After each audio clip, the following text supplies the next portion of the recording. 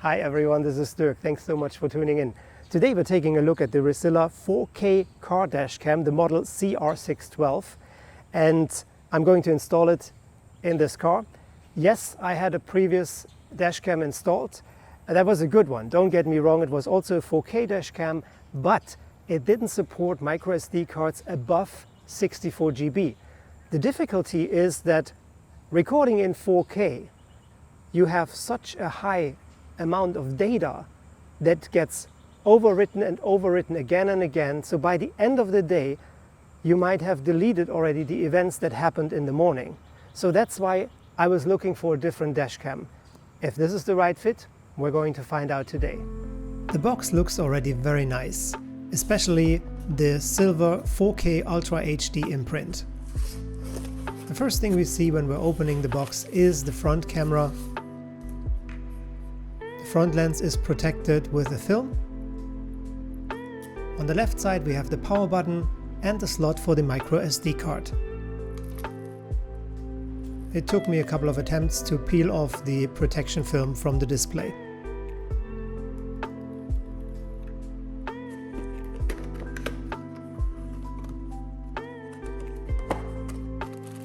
Also in the box is the GPS sensor,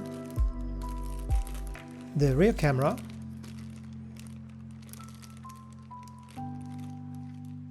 the power cable and the suction cup for the front camera.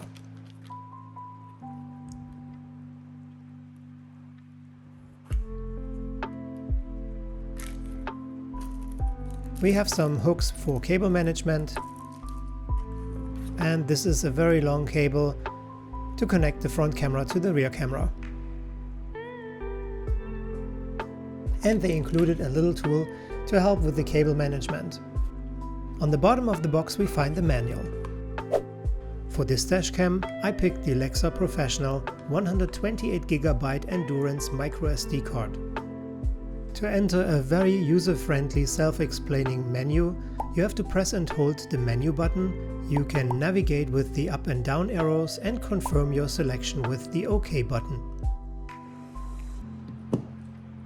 Unfortunately, you can't take off the bracket from the rear view camera, install it first and later on attach the camera. That would be a huge convenience.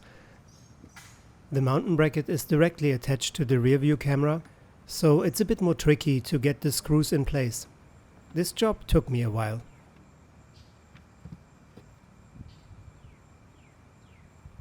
Now it's time to bring the rear view camera in place, and we're affixing it by tightening the side screws.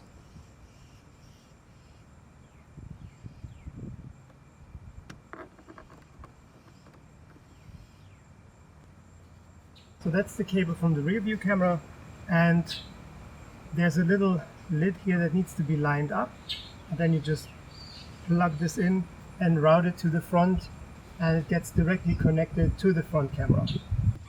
Alright, so this is the cable coming from the rear view camera, and that goes directly in here. See, and this is also the only way you can put it on, otherwise it will block the suction cup holder from the front camera.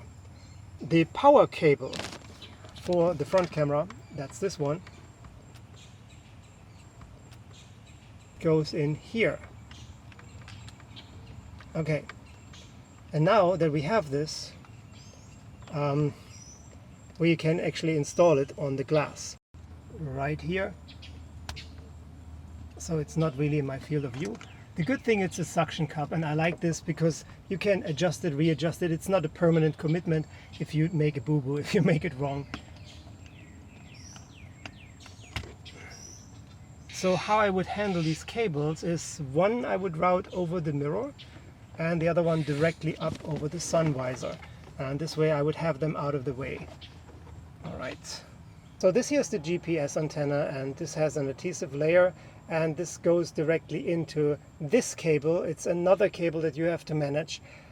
I wish it was included already in the front camera. That would be a huge convenience. It's not, and you need to attach it somewhere. It can be here on the corner of the windshield or wherever you feel it would be appropriate.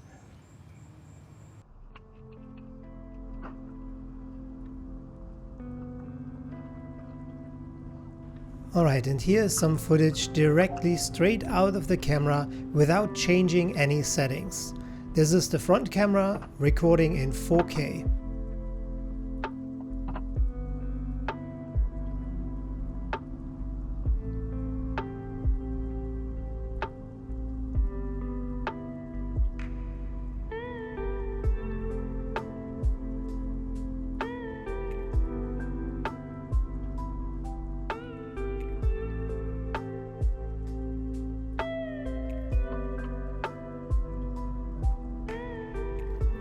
The rear camera records in 2K, which is better than most systems out there that are limited to 1080p. The reason why this image appears to be darker is that my rear windows are tinted.